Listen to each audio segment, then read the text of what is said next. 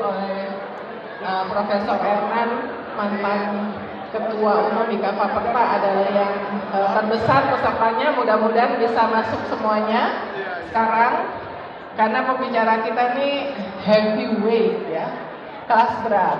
Saya Uni Lubis, sekarang pemimpin redaksi dari IDN Times, leading platform targeting millennials and Gen Z. Saya alumni dari program studi ya, agribisnis ya, sosek. Jadi saya lulus IPB, tapi ibu saya bilang kamu kalau nanam pasti mati gitu ya. Saya bilang, ya kan makanya milihnya jurusan agribisnis. Oke,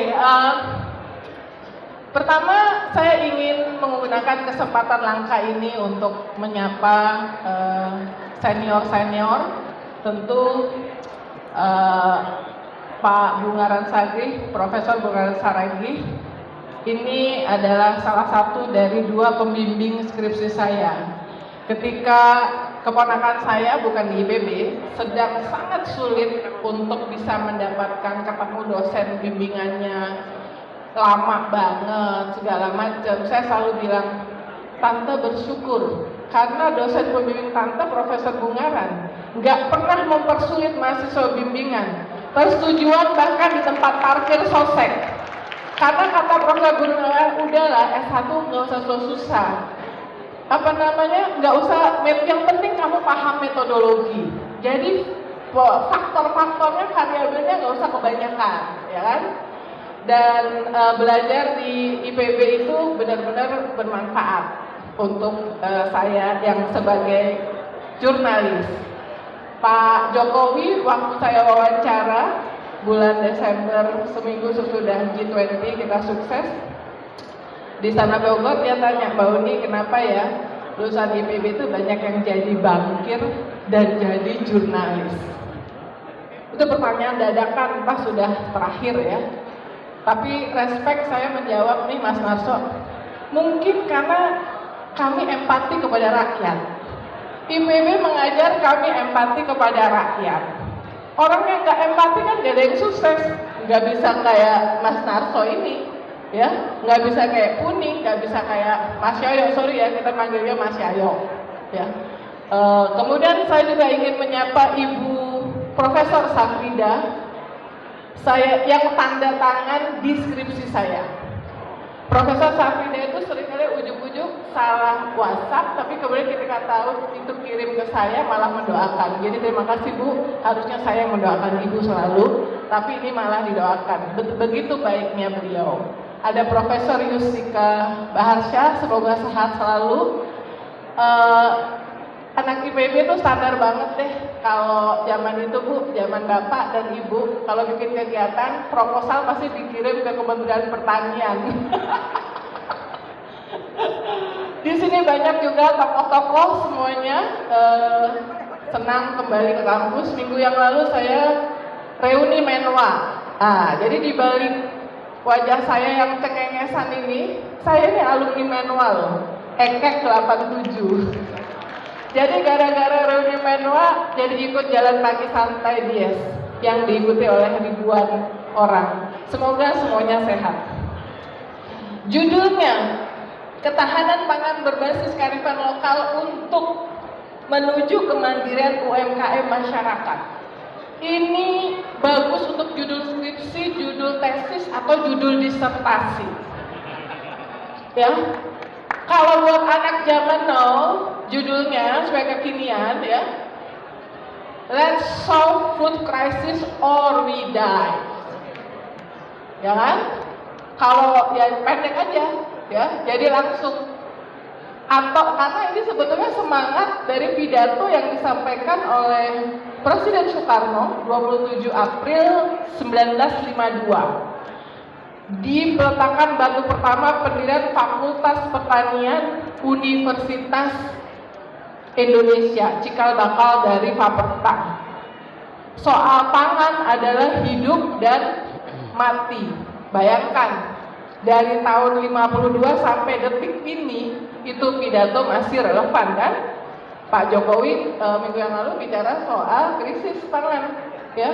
India menyetop, 19 negara sudah menyetop ekspor pangannya, ya.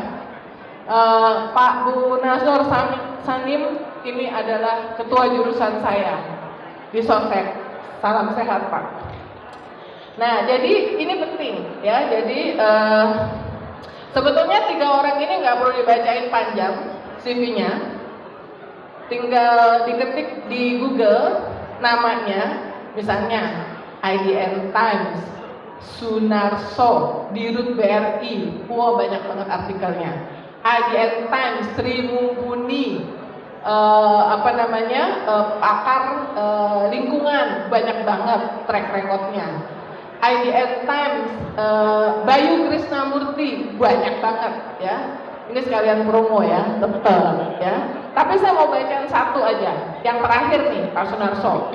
The Best CEO Asia Best Companies Finance Asia Award 2023 Hong Kong 28 Juni 2023. Dan BRI ini baru mencetak laporan yang terkonsolidasi Juni, itu udah hampir 30 triliun laba bersihnya. Ya. Tahun lalu 2022 itu 51, sekian triliun ya. 1,4 triliun. Ya, minggu yang lalu saya baru di briefing. Kalau mau tahu presentasi BRI, tolong follow IG saya @unilubis_id. Saya live IG full omongannya Pak Dirut ya. Brimo user 27,8 juta ya. Transaksinya 1,896 triliun, naik 76,3% year on year. Tapi ya itu yang empati rakyat itu. Agen Briling masih dipertahankan 666 ribu ya, transaksinya 675,8 triliun selama 6 bulan 2023. Kenapa saya sampaikan angka ini? Jadi mensponsori acara Ikafaperta itu nothing, kecil. Minta yang banyak kepada Mas Narso, karena itu kecil. Sorry Mas, ini mewakili ini suara rakyat Ikafaperta ya, tanpa disuruh. Nah, jadi ini adalah prestasi dari BRI. Puni, orang Indonesia yang pertama yang ada di cover Time Magazine sebagai Asian Heroes. Aku sebut satu aja deh ya. Kita nggak usah cerita waktu kuliah kita kayak apa ya. Apakah kita lulusannya dengan 2, alhamdulillah, nggak penting ya. Yang penting sesudahnya seperti apa. Ini motivasi buat adik-adik yang ada di sini yang lulusnya 2, alhamdulillah. Bukan berarti kalian nggak bisa survive dalam hidup. Mas Yayo siapa yang nggak tahu ya, wamen harusnya menteri ya. Tapi ya sudah. Jadi prestasi terakhirnya menurut saya Mas Yayo ini akhirnya profesor juga.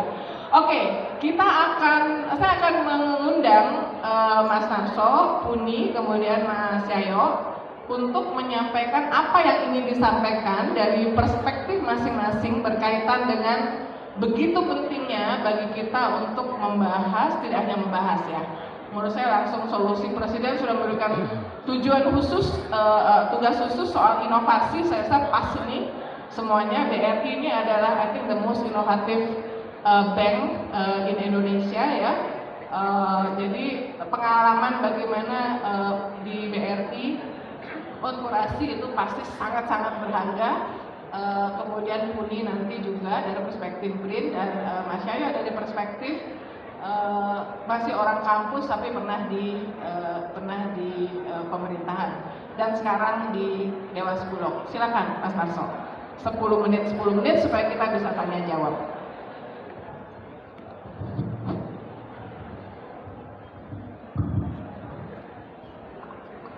Baik, terima kasih. Pertama yang saya hormati para guru besar, ada yang mewakili rektor, dekan, dan juga seluruh sivitas akademika Faperta dan para senior-senior yang tidak bisa saya sebutkan satu persatu. Assalamualaikum warahmatullahi wabarakatuh. Selamat pagi ya, dan salam sejahtera untuk kita semua, Om Swastiastu, Namo Buddhaya, salam kebajikan. Saya tadinya gini, ini temanya apa ya? Gitu. Katanya, oh nanti Mas Arso akan ditanya-tanya tentang pangan, tantangannya apa gitu. Nah, saya juga bingung gitu kan. Tantangan pangan ini kalau sekarang sudah tidak terlalu menantang. Waktu kuliah memang masih sangat menantang gitu. Jadi nanti saya sampaikan di sini. Tapi kaitannya dengan pangan, mungkin saya boleh share apa yang saya alami selama saya lulus kerja di perkebunan, kemudian saya mendalami perbankan, karena kemudian pindah ke bankan, dan saya mungkin termasuk satu dari sedikit orang yang sekarang masih tersisa yang dulu ikut merancang kebijakan-kebijakan pembiayaan perkebunan ya.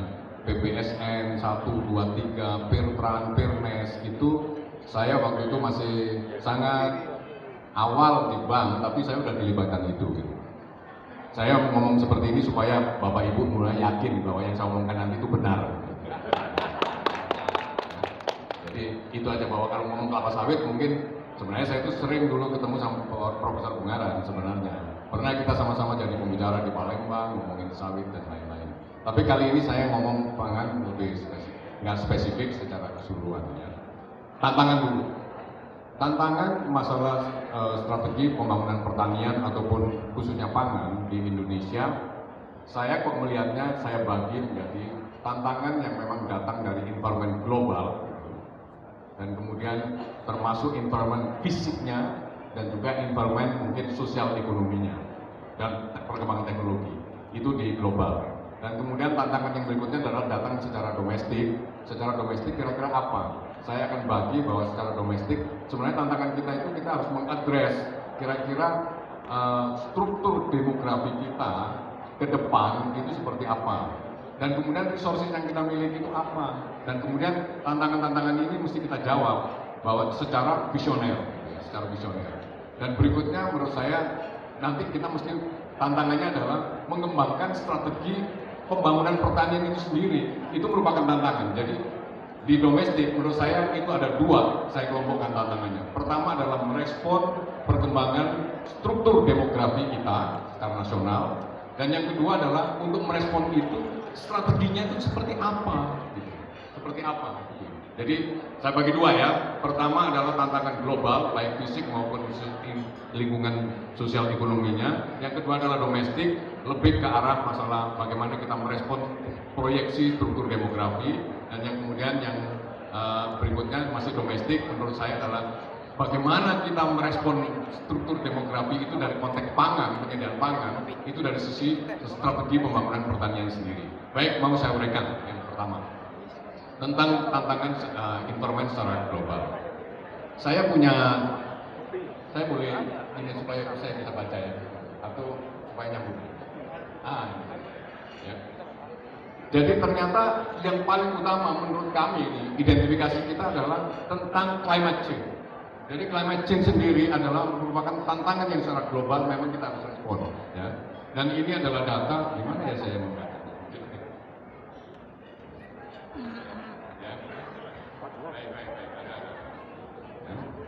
Pertama mungkin ada data di situ tentang kondisi bumi yang semakin menghangat karena konsentrasi karbon dioksida di atmosfer.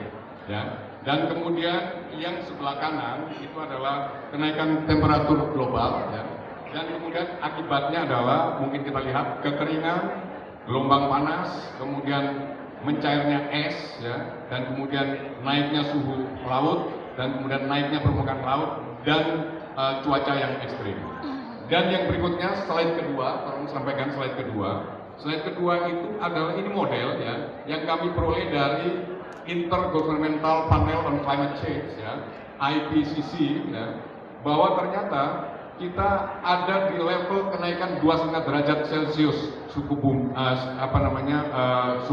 bumi, dan itu adalah modelnya. Kalau kita tidak bisa ambil secara global ya, secara internasional kebijakan-kebijakan yang tepat, maka kira-kira proyeksi suhu bumi itu akan seperti itu, yang paling atas ya. Yang biru itu adalah kalau kita bisa kendalikan ya, seperti itu.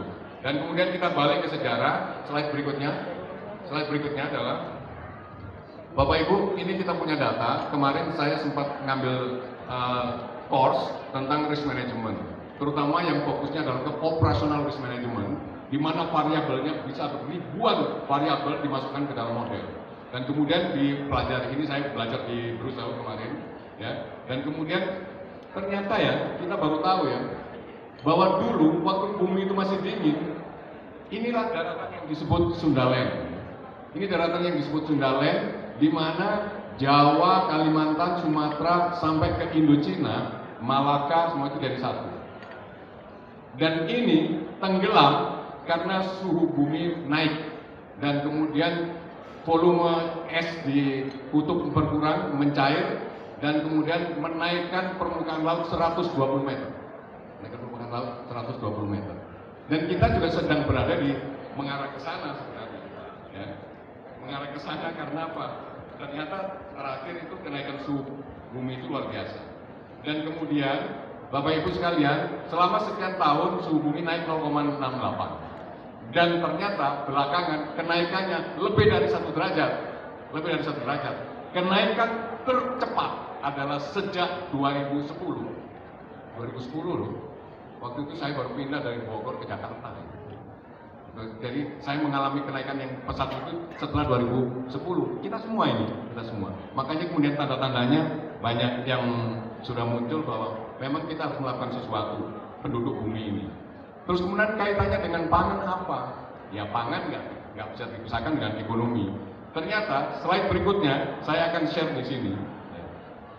Dan inilah kondisi bumi dan kemudian situasi ekonomi global. Ini data dari 2000 tahun. Data dari 2000 tahun ya. Ini saya ambil sumbernya dari JP Morgan ya. Karena JP Morgan melakukan assessment ini terutama untuk memprediksi pergeseran ekonomi yang mungkin dari timur ke barat, dari barat bergeser lagi seperti twist gitu, ekonomi di dunia itu, kemudian akan balik ke timur. Jadi data ini menunjukkan bahwa mungkin saya berdiri ya, bahwa di sebelah kiri itu ternyata ribuan tahun ya, ribuan tahun, ratusan tahun itu ternyata ekonomi terbesar di dunia itu didominasi oleh 2 negara di Asia, yaitu India dan Cina, yang orange dan itu. Dan semua perkembangan GDP global itu linier mengikuti jumlah penduduk. Jadi siapa negara yang punya jumlah penduduk besar, maka size ekonominya besar. Dan di situ nanti di dalamnya itu terutama di-drive oleh pangan sebenarnya, gitu. Oleh pangan. Nah, saya cuma itu aja menunjukkan. Dan kemudian baru di tahun, jadi saya akan mention di sini 1820 ekonomi terbesar di dunia itu adalah Cina. 1820. Dan kemudian mulai shrinking, mulai mengecil itu di 1950-an itu ekonomi Cina itu susut terus ya, dan kemudian paling kecil, dan kemudian di situ mulai didominasi oleh Amerika. Yang paling bawah adalah Amerika, yang paling bawah Amerika. Maka mari kita lihat ini yang paling menarik trennya, bahwa sekarang ekonomi Cina itu kira-kira menempati posisi kedua di dunia. Yang terbesar masih Amerika, tapi Amerika yang biru paling bawah menunjukkan tren menurun, dan saya yakin ini adalah seperti ramalan-ramalan para futuris bahwa memang abad ini adalah abad Asia, dan kemudian lebih tepatnya di Asia Timur, dan kita lihat trennya tadi, Cina yang akan menjadi the biggest economy in the world lagi. Nah, kita ada di mana nanti? Dan ini yang data ini adalah data ini menunjukkan 20 negara dengan PDB terbesar ya, dan masih United States, dan kemudian nomor 2 Cina. Kita di mana? Ada itu di situ peringkat berapa? Makanya kita masuk di G20 ya. Kita masuk di G20. Begitu. Terus kemudian itu saya menggambarkan tentang situasi global ya, yang terkait pangan dan ekonomi. Dan itu tidak lepas dari kondisi bumi itu sendiri, terutama dalam klimatnya. Ya. Dan kemudian kalau kita lihat di slide berikutnya, itu kita lihat bahwa perekonomian Indonesia itu nanti diperkirakan akan menjadi nomor 4. Jadi ketika Cina ekonominya terbesar, maka kita akan menjadi peringkat 4 di dunia. Dengan Dengan catatan nanti kita akan banyak yang harus dilakukan secara visioner. Baik, sekarang saya masuk ke berikutnya, tantangan domestik yang tadi saya sebut. Tantangan domestiknya adalah bagaimana kita membaca, memprediksi struktur demografi ke depan. Ya, slide berikutnya. Dan inilah yang sering orang bilang bahwa Indonesia sedang menikmati bonus demografi, di mana kelompok umur usia produktif itu mendominasi. Tapi sampai kapan? Kalau kita lihat ya, jadi di 2010 itu 28% kelompok produktif. Kemudian di 2020 itu naik menjadi 32%. Dan nanti puncaknya adalah kelompok produktif itu di 2050, jadi kita sudah tinggal sedikit lagi, itu nanti kelompok produktif itu di 40,2%. Bagi yang pernah belajar geografi atau bagaimana tentang usus demografi, ini nanti apa istilahnya, tingkat kebergantungan ya. Satu orang satu orang yang tidak punya kemampuan apa-apa, terutama dalam memenuhi kehidupannya, itu bergantung kepada berapa orang, ya, atau berapa orang tergantung kepada berapa orang, itu nanti. Jadi sebenarnya sampai tahun 2020 kebergantungan itu kecil, artinya apa? Yang ditanggung, ya, yang ditanggung itu menjadi semakin sedikit. Tapi setelah itu bagaimana? Nah, inilah yang harus kita address. Maka kemudian kalau kita lihat berikutnya, ini tentang masalah penyediaan pangan. Jadi struktur demografi seperti ini kita akan respon. Mereka ini nanti kita harapkan penduduk yang begini ini strukturnya itu kira-kira nanti kita mau ngomong ya, tinggi badannya rata-rata berapa? Yang stunting kayak saya semua nggak boleh kan? Jadi begitu. Makanya kemudian ribut-ribut stunting. Jadi nanti di 2050 kita itu mau punya rata-rata tinggi badan berapa? Kemudian rata-rata IQ-nya berapa? Dan kemudian kita juga ingin tahu juga nanti kira-kira bisa jadi juara dunia sepak bola nggak? Rasanya kalau kita biarkan seperti ini aja nggak mungkin kita itu akan jadi juara dunia sepak bola. Nanti saya cerita sedikit tentang visi ini terkait pangan. Jepang sekarang sepak bolanya udah luar biasa. Mereka merencanakan menjadi juara dunia sepak bola tahun 2050. Padahal orang main bola itu lagi bagus-bagusnya umur 25. Berarti yang direncanakan Jepang itu nanti siapa yang pemain jadi juara dunia itu sekarang belum lahir. Tapi itu harus divisikan dari sekarang. Organisasinya nanti dilahirkan oleh orang tua seperti apa, dan kemudian dilatihnya seperti apa, makanannya seperti apa, kemudian lapangannya seperti apa. Itu semua disiapkan. Itu yang saya maksudkan visioner. Ya. Tanya ke PSSI-nya Jepang, itu yang dilakukan sekarang. Jadi untuk mencetak juara dunia tahun 2050, sekarang orangnya belum dilahirkan, tapi visinya sudah dibangun. Terus tidak kemudian kalau saya mengatakan bahwa ngurus pangan mestinya seperti itu. Ngurus pangan mestinya seperti itu. Tapi sekarang realita ini adalah, data berikutnya adalah tentang tadi yang terkait sama manusia seperti apa yang kita bangun. Kalau hari ini kita kedepankan cilok cireng, percayalah 25 tahun lagi generasi kita adalah generasi cireng dan cilok. Dan 10 tahun yang lalu saya ngomong di ruangan ini ketika IPB mengadakan pertama kali MBBN dan saya diminta bicara, saya sudah bicara bahwa pangan adalah strategi yang luar biasa yang harus disiapkan.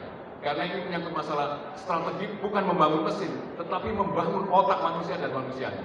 Itu sebenarnya. Maka saya katakan, kalau dari hari ini sekarang kita terus jualan terigu dan diisi rasa cakalang tapi nggak ada cakalangnya, diisi rendang tidak ada dagingnya. Ya udah, kita memang diisi dengan kalori kosong, kemudian dia nanti akan dapat generasi yang kosong juga. Kualitasnya adalah kualitas cireng dan cilok. Itu yang ingin saya sampaikan. Dan orang lain, maaf saya katakan, ada data ini, jangan datanya gini, yang tentang prevalensi kekurangan gizi. Prevalensi kekurangan gizi ini, Indonesia hanya lebih baik dari Timor Leste dan Thailand. Ya. Jadi Timor Leste 26,2 populasinya itu masuk kategori prevalensi kekurangan gizi. Thailand itu 8,8, kita 6,5. Ternyata kita dari sisi pemenuhan gizi itu kalah sama Kamboja. Kalah sama Kamboja. Jadi masuk akal ya. Kemarin saya baru putus kredit 3 triliun untuk sebuah institusi, yang Pak Yoyo pasti tahu, untuk impor beras menghadapi El Nino. Saya putus kredit dalam waktu 2 jam, saya putus kredit 3 triliun untuk impor beras. Tetapi begitu cari beras ternyata Pak Yoyo pasti tahu, ke Kamboja hanya dapat 125.000 ton. Dan sekarang terakhir akhirnya kita akan pesan ke China 1 juta. Padahal produksi beras di dunia itu nomor 1 memang Cina. Tapi yang mengkonsumsi nomor 1 juga Cina. Produksi beras nomor 2 terbesar di dunia India. Tapi sekarang kita cari beras meskipun ada duit, beli sekarang berangkat ke India, gak akan dikasih. Karena semua securing foodnya masing-masing untuk menghadapi El Nino itu. Jadi ini bukan main-main sebenarnya. Ya biasa, saya kan ngomong supaya meyakinkan kan sambil menakut-nakuti. Ini bukan main-main, ini serius. Ya, ini serius. Ini memang serius sekali. Kira-kira baik, Bapak Ibu sekalian, kemudian saya lanjutkan data juga. Yang data-data beras mungkin nanti Pak Bayu aja deh. Ya. Data-data beras nanti Pak Bayu aja. Jadi saya cuma mau mengatakan begini. Ada data inflasi di sini. Langsung aja ke data inflasi.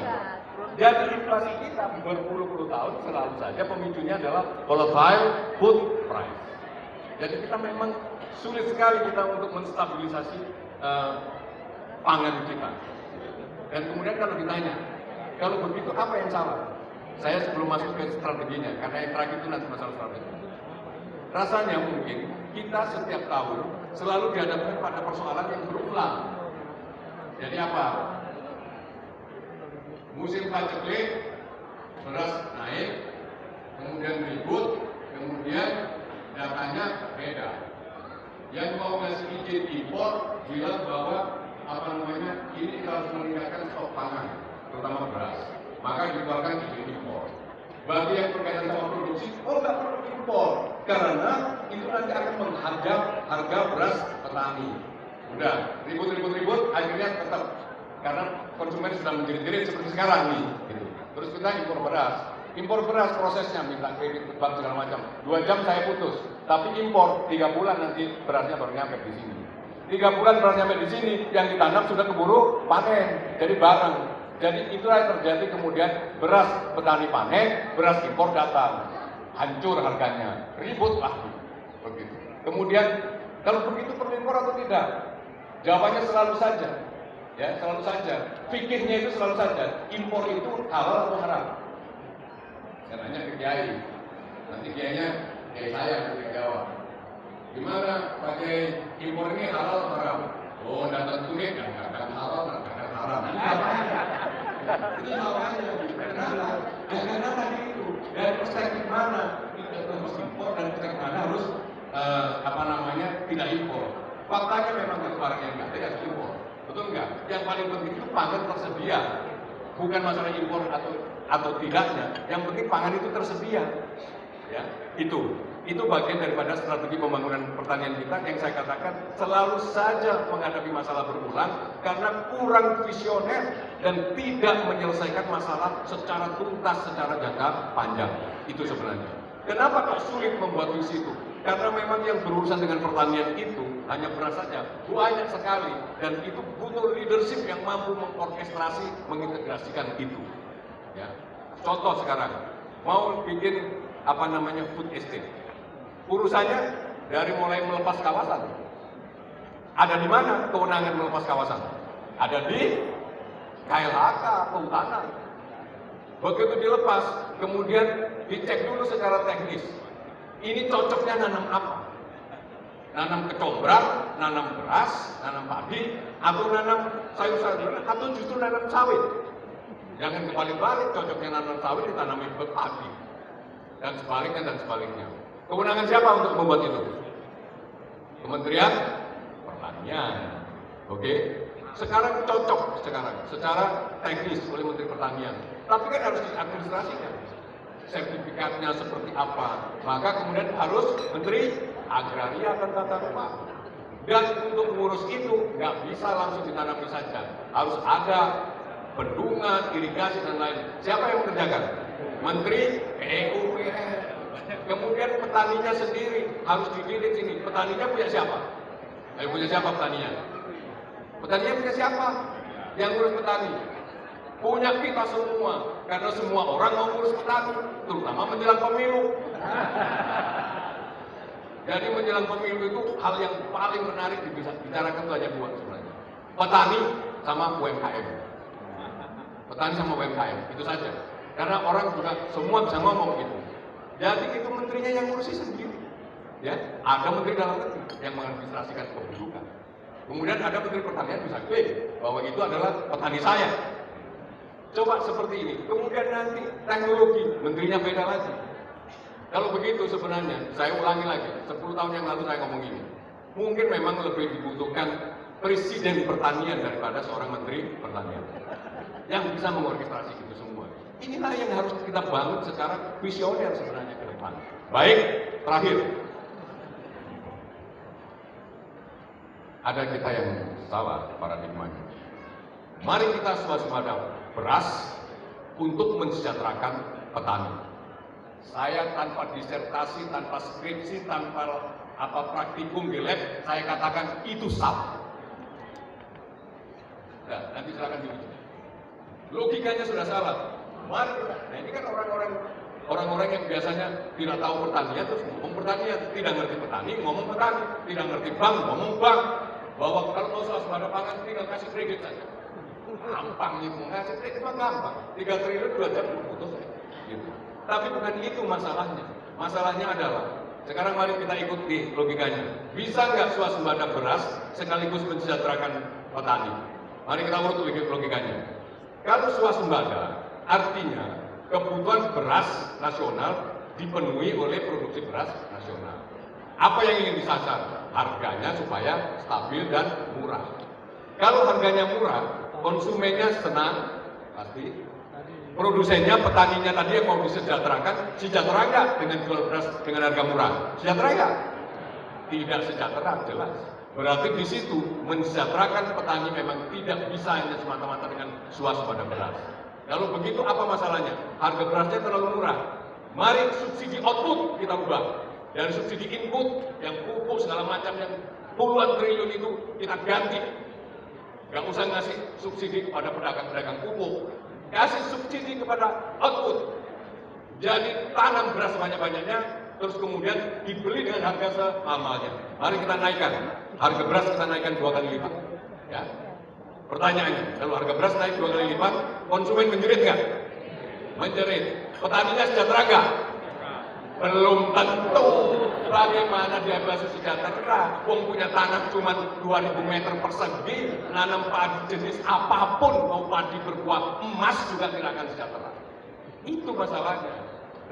Jadi sudah sangat struktural menurut saya. Sehingga sering masalah struktural ini tidak kita respon secara strategik, tidak kita respon secara visioner, sehingga menghasilkan respon-respon dengan painkiller seperti selama ini, maka kemudian itulah yang akan menjadi masalah itu berulang. Jadi ini salah, saya katakan. Jadi masalahnya adalah, kalau begitu masalahnya yang bisa mensejahterakan petani, sekaligus swasembada adalah apa? Dan ini yang sulit. Maka petani itu harus mempunyai produksi sebanyak-banyaknya. Dan kemudian konsumen dapat harga serendah-rendahnya. Masalahnya kalau begitu, tanahnya cukup nggak? Satu petani 2.000. Mestinya satu petani minimal 5 hektar. Makanya ada riset saya. Kebetulan saya itu punya loan officer yang disebut mantri di Karawang. Saya telusuri ternyata rata-rata lulusan IPB. Jadi mantri kredit itu di Karawang. Saya tanya, kenapa kok kamu tidak menyalurkan KUR, kredit usaha rakyat, kepada petani-petani padi? Disurvei. Hasilnya apa?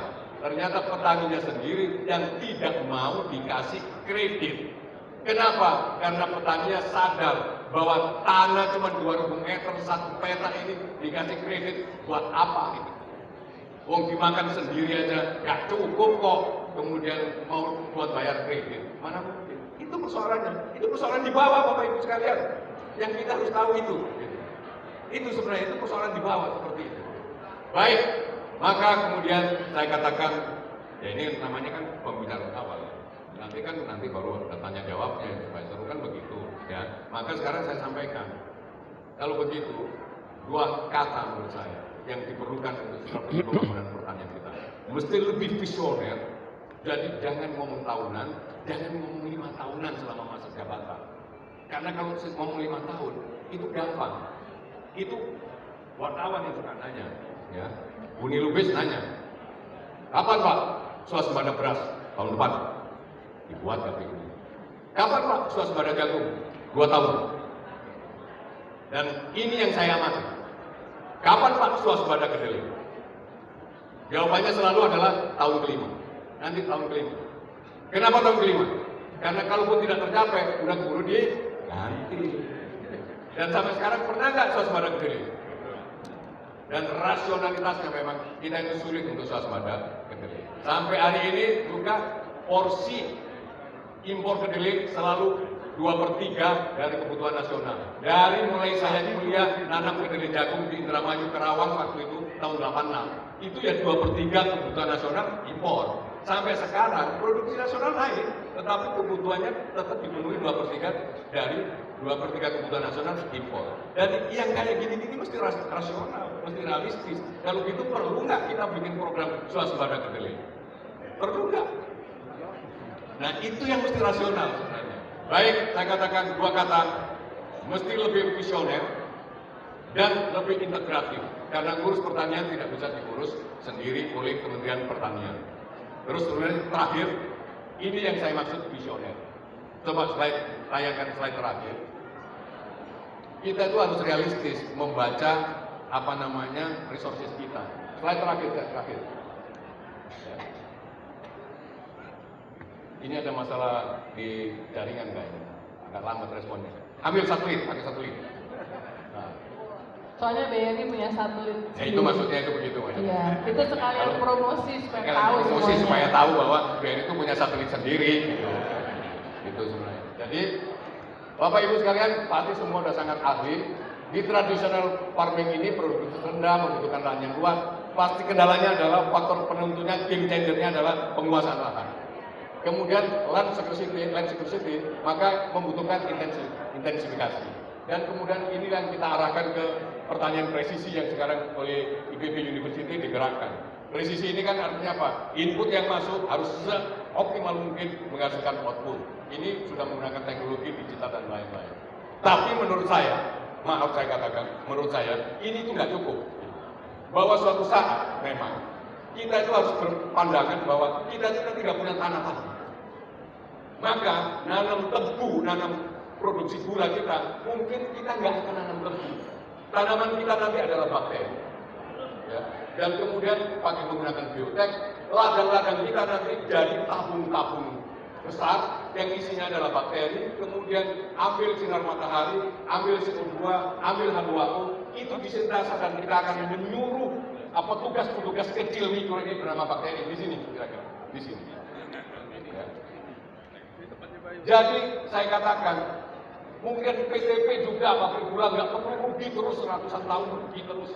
Karena apa? Ngurus lahan yang sebenarnya sudah di luar kapasitasnya lagi untuk mendukung pabrik gulanya. Maka kemudian pabrik gulanya mungkin dari dulu kan dari waktu zaman saya kuliah, kalau mengikuti kuliah umumnya Profesor Gobanhong waktu itu, sudahlah jangan ada pabrik gula di Jawa, pindahkan keluar karena daya dukungnya damai. Tapi sampai hari ini saya jadi dirut, gitu, udah jadi dirut 2 kali lagi di Pegadaian, di BRI, itu tetap saja kita masih disuruh ngurusi pabrik gula yang sudah tidak efisien itu, dan kemudian yang kembali lagi sumbernya juga masih tebu.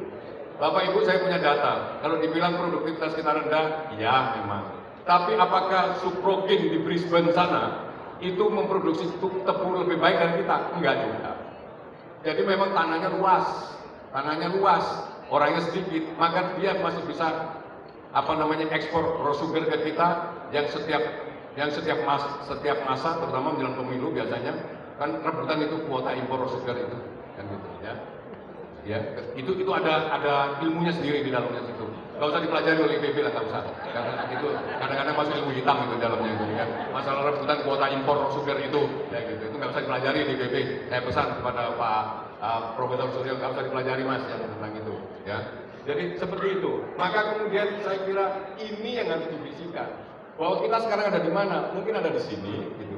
Tapi menuju ke sana itu harus divisikan. Divisikan itu maksudnya apa? Pasti umur kita ini mungkin nggak nututi lah, gitu. Tapi blueprintnya mesti dibuat. Dan konsisten. Nanti political will yang akan mendorong ini bahwa kita harus konsisten mengarah ke sana. Karena suatu saat akan nyampe. Kalau sekarang kita dengar bahwa di China bangun bendungan besar raksasa di utara, itu sebenarnya bagian daripada visi kaisar tentang pangan. Kenapa coba? Air dijatuhkan oleh Sunatullah di tempat yang tinggi dan harus turun pelan-pelan mengabdi kepada manusia semaksimal mungkin, selama mungkin. Jadi kalau bisa satu musim baru nyampe di laut, satu musim baru nyampe di laut. Bukan kayak kita dijatuhkan di puncak, terus air lapor kepada Tuhan. Tuhan, saya sudah jatuh di puncak, mengikuti sunatullah. Oke? Dan saya diperintah apa? Kamu meresap, intervensi, infiltrasi ke dalam bumi dan nanti keluar pelan-pelan untuk membantu manusia dari puncak sampai ke Tanjung Priok. Baik, saya sudah turun di puncak. Mohon maaf Tuhan, saya nggak bisa meresap karena puncak di beton. Maka kemudian air minta izin ke Tuhan. Kalau gitu saya minta izin run off. Kata yang saya pelajari dulu waktu saya kuliah dasar-dasar klimatologi. Maka run off, mengalir di permukaan. Air mengalir di permukaan. Yang harusnya satu musim baru nyampe Jatinegara, 6 jam sudah sampai di Jatinegara. 6 jam sampai di Jatinegara. Yang seharusnya satu musim dia bisa mengairi pertanian, agriculture, mungkin bisa dimanfaatkan untuk mengikuti hidronya buku nih, nggak bisa. Karena apa? Air cepat sekali. Ya, udah dikasih tahu dari Katulampa. 6 jam lagi siap jaga, akan nyampe di Jatinegara.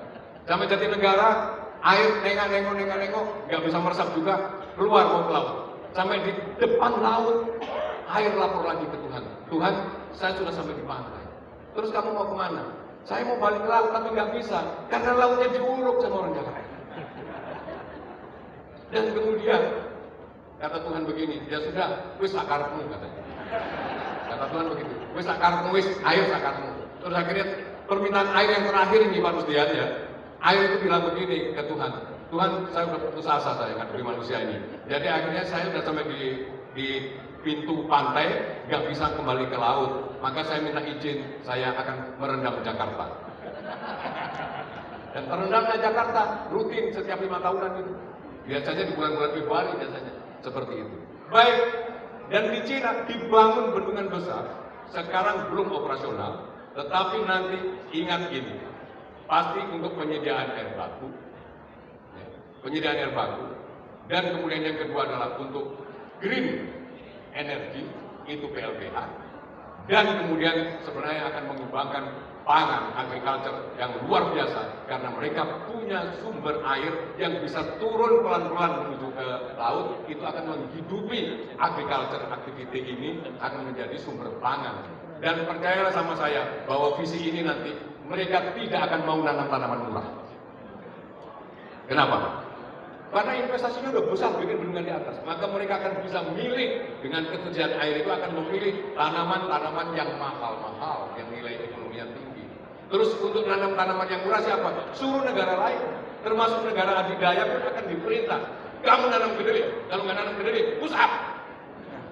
Kenapa? Karena 40% treasury bill dari negara-negara besar itu dipegang oleh China. Jadi China sebenarnya ngasih kredit kemana-mana. Maka kemudian dia ngasih utang kemana-mana, dia bisa suruh negara-negara itu untuk nanam tanaman yang dia butuhkan. Sementara dia sendiri mungkin akan nanam tanaman yang mahal. Dan tanaman mahal itu pasti lebih murah dari jeruk Pontianak.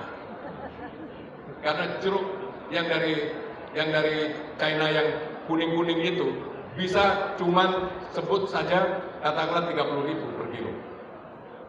Jeruk Pontianak kita mungkin ya yang hijau-hijau dan masih cepat busuk juga, itu bisa 40.000 per kilo. Kita bisa mempertahankan jeruk Pontianak hanya dengan nasionalisme. Meskipun mahal dan kualitasnya rendah, nasionalis, maka kita makan jeruk Pontianak. Meskipun murah, kualitasnya bagus, gitu. Jangan dibeli karena itu jeruk Cina. Maka itu karena kita akan jadi apa? Tidak nasionalis. Negara sudah terlanjur demokrasi. Kita disuruh pilih. mau referendum. Bagaimana milih jeruk Cina yang 30.000 kuning-kuning dan manis tidak nasionalis, atau milih jeruk Pontianak 40.000 per kilo hijau-hijau dan asam tapi nasionalis. Ayo referendum, mana yang menang? Nah itu masalahnya. Jadi memang harus diselesaikan secara visioner. Bahwa nanti kita dihadapkan pada pilihan-pilihan yang seperti itu, pilihan yang rasional. Dan itulah pasar. Pilihan rasional pasar. Dan kita harus merespon pasar itu dengan visioner dan strategik, dan kemudian itu mampu mengintegrasikan semuanya. Sementara begitu dulu. Tepuk tangan untuk Pak Sunarso. Jadi salah satu yang saya selalu perhatikan mengikuti presentasi Pak Sunarso adalah risetnya dan data-datanya ya. Jadi sayang kalau di-cut di tengah jalan karena riset itu disiapkan dengan sangat serius dan data-datanya juga. Dan saya rasa ini sebagai pemicu diskusi yang pas banget karena ketika ujungnya itu tadi adalah the future of farming ya. Yang saya dengar sebenarnya Pak Narso udah mau dimulai di Israel karena dia juga negara kecil kan, dia harus dan cerdas-cerdas orangnya ya. Selanjutnya mungkin langsung ke Puni, silakan Puni, karena Puni di Dewan Pengawas BRIN, saya rasa kamu udah langsung nangkep nih apakah yang di-challenge oleh Pak Narso ini visioner, futuristik, memikirkan 50 tahun lagi, itu sebetulnya sudah jadi concern dari BRIN. Silakan. Terima kasih. Assalamualaikum warahmatullahi wabarakatuh. Waalaikumsalam warahmatullahi wabarakatuh. Saya di sini sebetulnya mewakili dua topik. Karena kalau harus berbicara sebagai Dewan Pengarah BRIN, itu kita berjalan baru hampir 2 tahun. Yang sekarang ini sedang menjadi fokus dan tujuan serta priority program itu 4 di BRIN. Terciptanya kedaulatan pangan, kedaulatan energi, kedaulatan kesehatan, dan kedaulatan lingkungan. Itu dikerjakan oleh 10.000 periset yang nanti dibagi-bagi, dan ini buat saya masukan yang paling bagus. Tetapi begini, ini anak IPB memang saya merasa ada keunikan tersendiri gitu ya. Saya lulus dari Sosek, tapi kemudian saya mendapat kesempatan belajar energi, sustainable development, dan environment. Ketemu orang ITB, saya ngurusi listrik. Jadi sering keliru, kalau reuni dikira saya yang alumni elektro. Saya elektro pertanian. Jadi sebetulnya kalau sepanjang 30 tahun perjalanan hidup, itu saya menganggap listrik atau energi itu hanya tools. Karena ternyata dalam perjalanan hidup itu akhirnya kembali kepada passion yang sebenarnya yang terjadi, yaitu saya itu sangat senang dengan teknologi dan proses pangan. Which is itu ada salah satu yang ada di BRIN. Ada namanya pusat riset. Tetapi anyway, saya minta izin untuk berdiri karena saya akan mengatakan bahwa tadi beliau udah bilang ya, tanpa perubahan paradigma cara berpikir kita, sudahlah sampai kapanpun kontribusi kita sebagai alumni orang Fakultas Pertanian ya, itu tidak akan membawa perubahan apapun untuk negeri yang tercinta. Saya tertarik banget yang di ujung ya Dek ya. Mungkin bisa ngobrolnya, bercandanya di luar. Karena kenceng banget kedengaran dari sini. Ya, mungkin panitia bisa memberitahu. Itu ciri khas anak-anak Gen Z ya. Jadi, saya pernah waktu itu sebagai Komite Inovasi Nasional zaman Pak SBY. Beliau wamen kalau nggak salah. Saya katakan, yo kadang-kadang saya malu ya. Karena sebagai lulusan IPB kok kita sepertinya belum mampu memakmurkan petani. Padahal sesungguhnya kecukupan pangan dunia itu diciptakan oleh, ini pangan dunia 70-80% itu oleh smallholders farmers. Jadi kemana ini tadi kalau bicara visi? Baik, karena saya harus berdiri ya, saya minta tolong slide yang sudah saya siapkan, bagaimana perubahan paradigma itu saya ingin share bersama-sama. Boleh setuju, boleh tidak setuju, tetapi ini hasil perenungan, Mas tolong ya, apa yang sudah saya share tadi, hasil perenungan perjalanan hidup, melakukan sesuatu yang konkret bersama kaum marginal dari satu tempat ke tempat yang lain di negeri kita yang tercinta ini. Ini yang ngurusin presentasi saya siapa ya?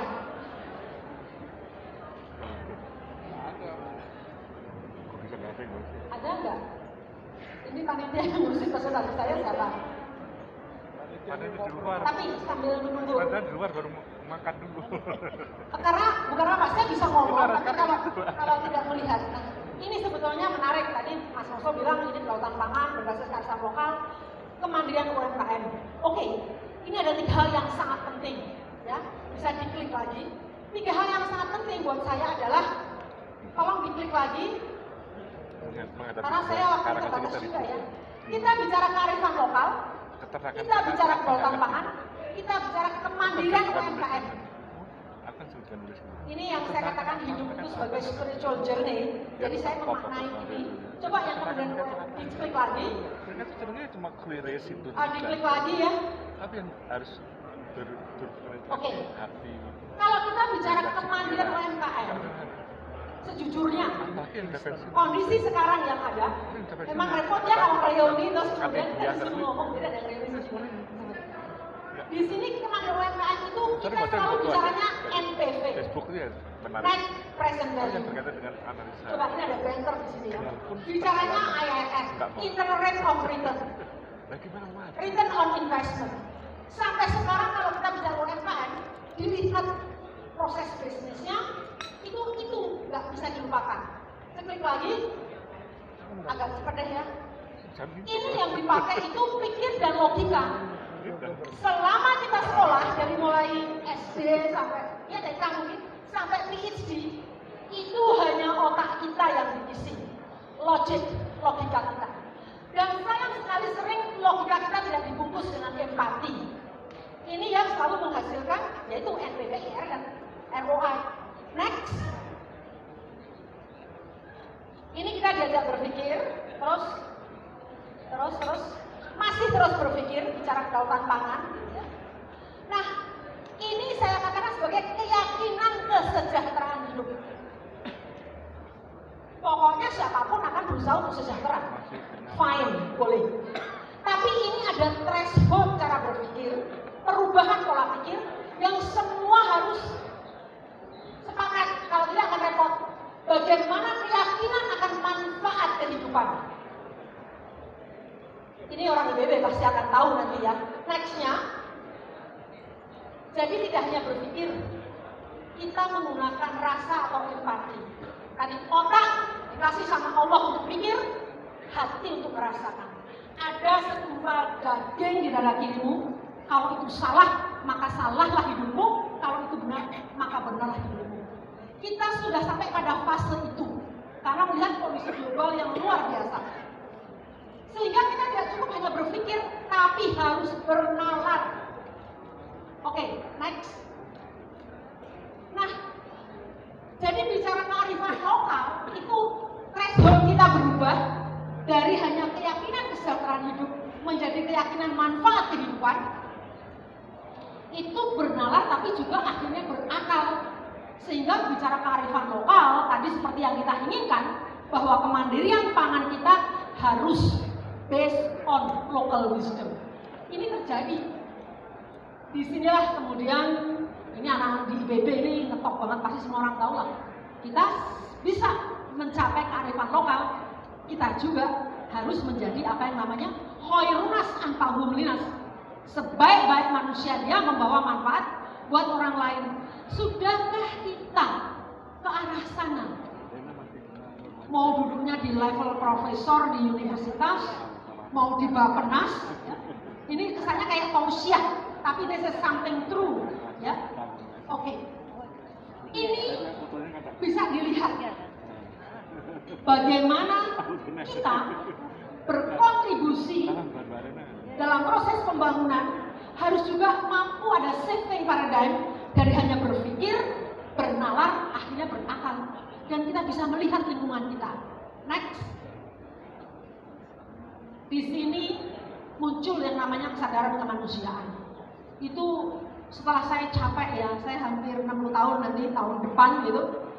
Dan kelelahan dalam setiap proses perjalanan hidup.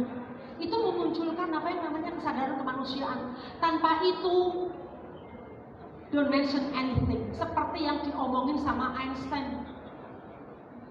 Kita selalu ingin memecahkan persoalan dengan cara yang sama waktu kita menciptakan persoalan itu. We always thinking the same thing when we used created them. Jadi mengulang hal-hal yang sama kesalahan yang terus menerus itu ya nggak akan ada selesainya. Oke, next. Ini kalau dalam konsep yang kita pakai, kebetulan maaf Bapak Ibu, saya juga melatih hampir 1000 ya anak-anak sarjana untuk berpindah gitu dalam kehidupan yang sekarang ini gitu. Ini sadar diri, next, kemudian kenal diri, yang terakhir di atas itu arti diri. Ini memang sepertinya aneh, apalagi kalau diberikan ke anak-anak S1. Pertanyaannya akan luar biasa. Biasanya makanya kita berikan ke anak-anak S2. Harus jelas. Jadi umur kita pun juga membuat kita threshold kita naik. Oke, next. Ini yang dibilang kita punya self awareness. Di sini kita punya social awareness. Dulu hanya selalu berpikir what is in it for me? Apa nih buat gue? Tapi nextnya apa ya yang bisa saya kontribusikan kepada masyarakat sosial yang selama ini hidup bersama-sama dengan kita? Yang terakhir sudah the ultimate goal yang harusnya saya yakin semua akan ke sana. Bagaimana kita mengisi hidup kita menjadi meaningful life. Bahwa posisi yang Allah berikan sebagai dirut BRI misalnya akan bisa saya hitung tingkat kesejahteraan rakyat Indonesia karena posisi saya membuat policy di bidang keuangan itu seperti apa. Itu sudah pada tahapan meaningful life. Next. Ya ini saya bercanda aja, ini serius. Orang sering masih di posisi ini, di posisi INR, ROI, NPV itu sering lupa diri bahwa yang dikejar selalu profit. Padahal semua kalau di-run hanya dengan profit, tidak berpikir benefit, ya saya nggak tahu negara ini akan kemana. Next. Oke. Next lagi ya. Terus, nah di sini karena university ya sekolah formal itu memberikan kita ilmu pengetahuan, kita tuh diajar sehingga kita menjadi tahu agak cepat mas sesuatu yang dari dosen kita terima, kita nyari di YouTube, terus we just searching everything ya, untuk menambah apa yang ada dalam otak kita. Nextnya tadi pikiran dan logika terus yang diisi, tapi siapa yang mengasah empati kita? Saya merasa dulu di IPB ya oke lah kita ada kerohanian segala macam, but exactly bukan seperti yang kita cari.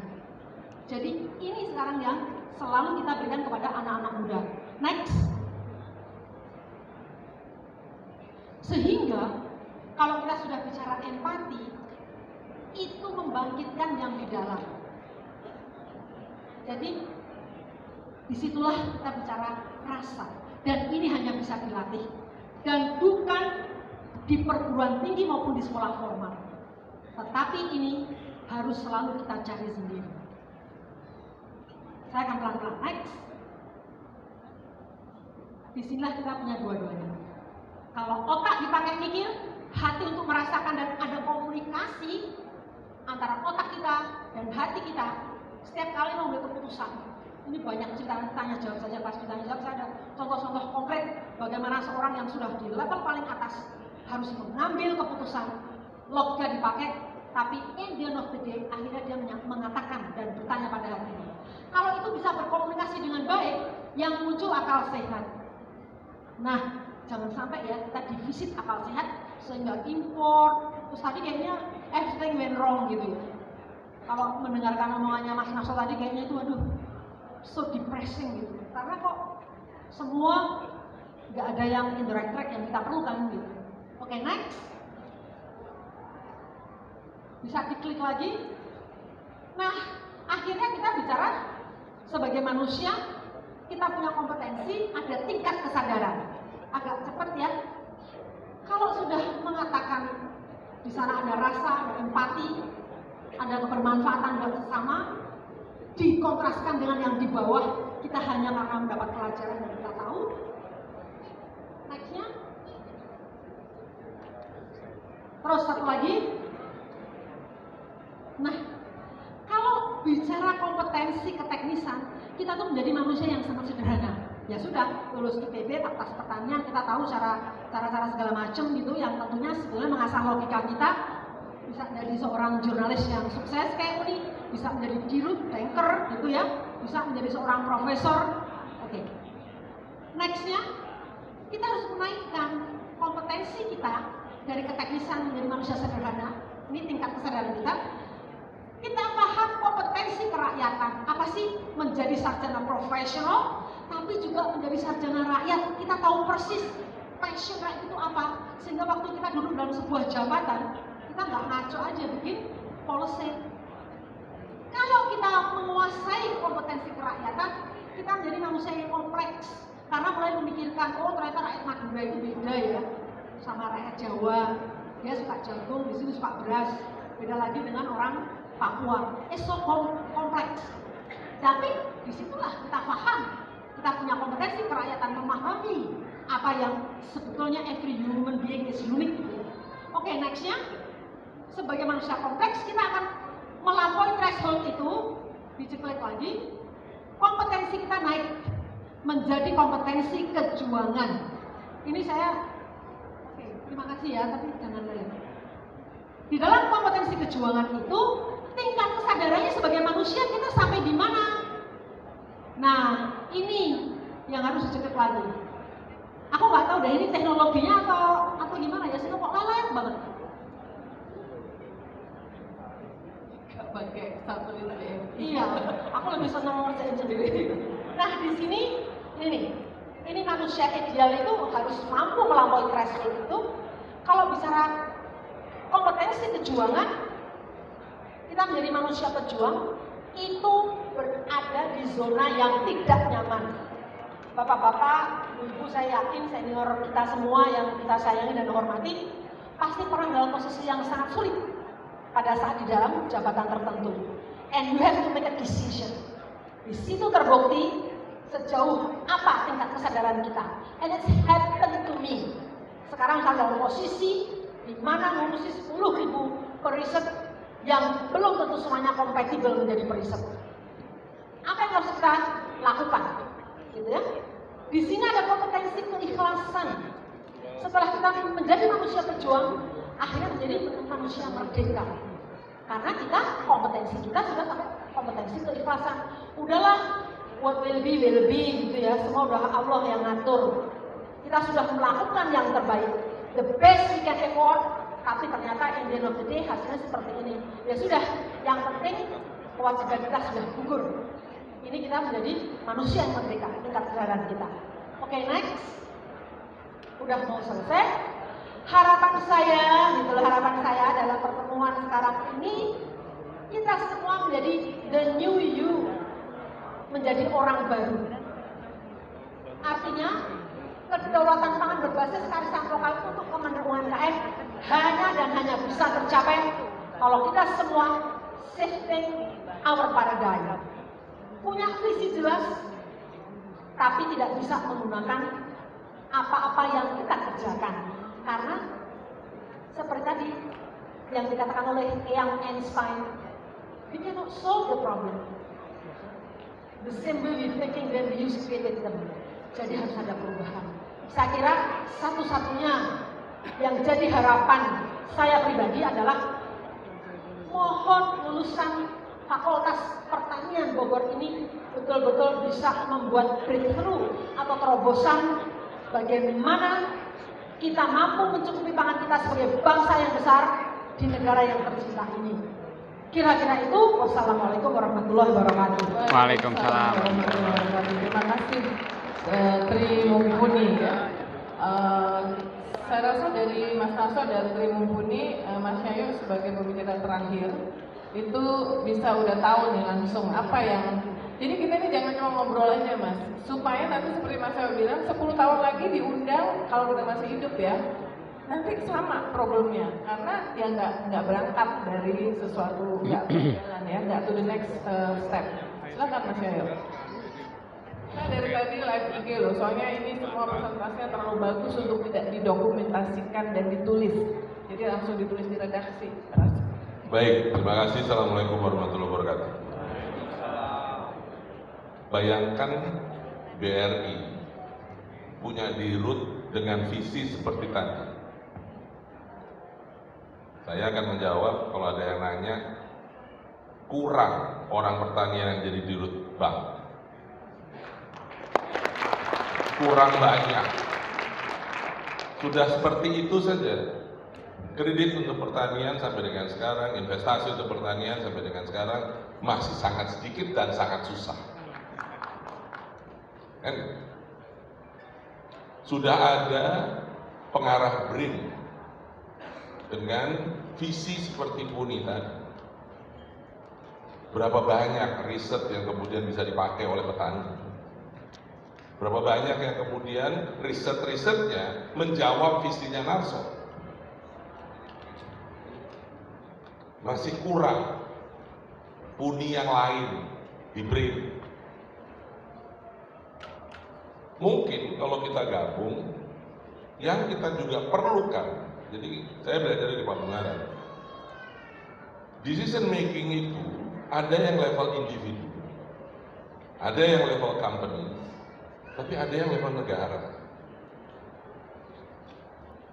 Dan yang tadi dikasih guidance-nya oleh Uni itu adalah individu-individunya yang nanti mudah-mudahan akan tersebar di seluruh Nusantara dan akan menjadi pengambil-pengambil keputusan, pembuat perubahan individu-individu di mana-mana. Yang tadi disampaikan oleh Narso, mudah-mudahan BRI ini salah satu yang hebat dari BRI kalau menurut saya yang harus diakui juga itu orang-orangnya kemudian menjadi bankir dan menjadi pengambil keputusan di perusahaan lain, di organisasi lain.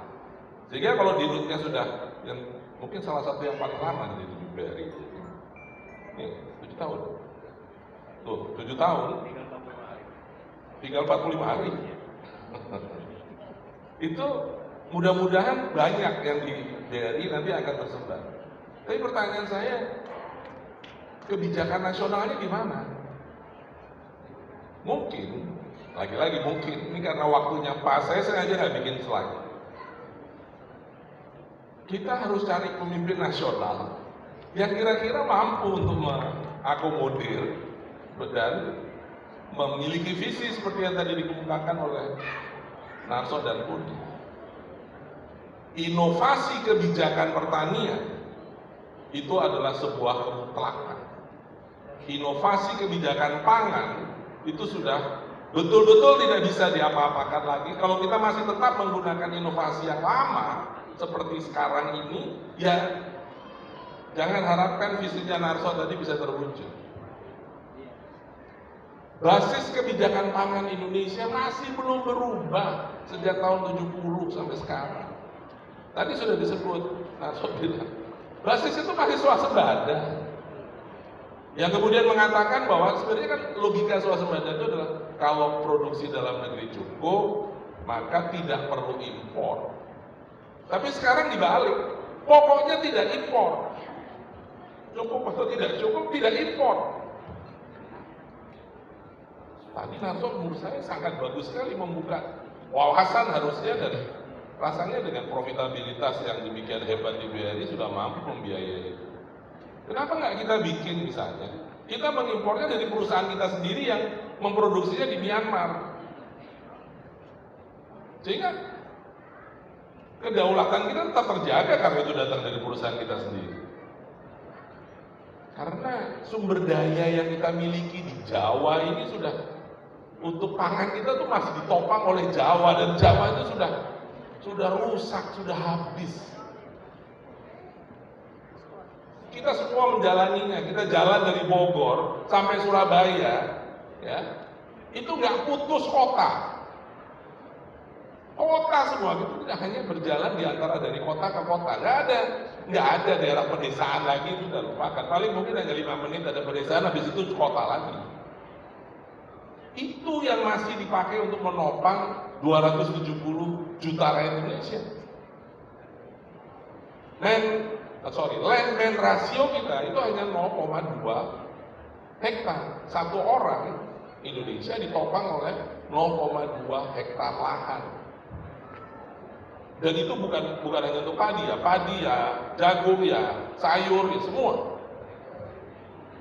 Jadi kalau policy kita, national policy, national food policy kita masih sama, ya kita akan selalu mengulang begini saja, terus menerus.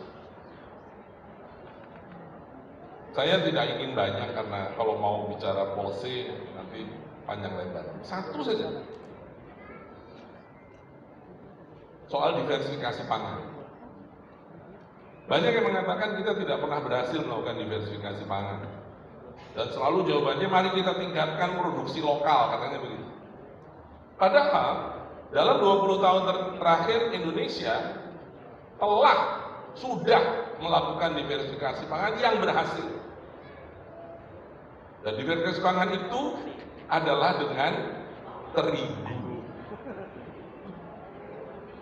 Tahun 75 kira-kira kontribusi terigu terhadap konsumsi protein kita 3%. Sekarang sudah 30%. Kontribusi terigu terhadap konsumsi karbohidrat itu sudah 30%. Instan gitu Ya? instan atau apa? Nah, pertanyaannya kenapa kok bisa? Why? Kenapa kok sukses terigu ini gitu? Harusnya kan itu yang dicari. Ya. Alasan pertama adalah karena dia dibikin dalam bentuk tepung. Tepung itu artinya bisa ditransportasikan mudah, bisa disimpan mudah, bisa diubah menjadi makanan apa saja. Beragam makanan apa saja. Mau mie, mau roti, mau pizza, mau apa saja. Itu menurut saya adalah kunci sukses yang pertama. Kunci sukses yang kedua, dia diperlakukan sebagai bisnis. Dan bisnis salah satu cirinya adalah marketing. Sedemikian hebatnya marketing yang dilakukan oleh produsen atau pengusaha terigu ini, dia mampu merubah perilaku pangan kita. Jadi yang dirubah bukan diproduksinya dulu, kitanya dulu. Dibikin menerima mie, dibikin menerima roti. Behavior kita dirubah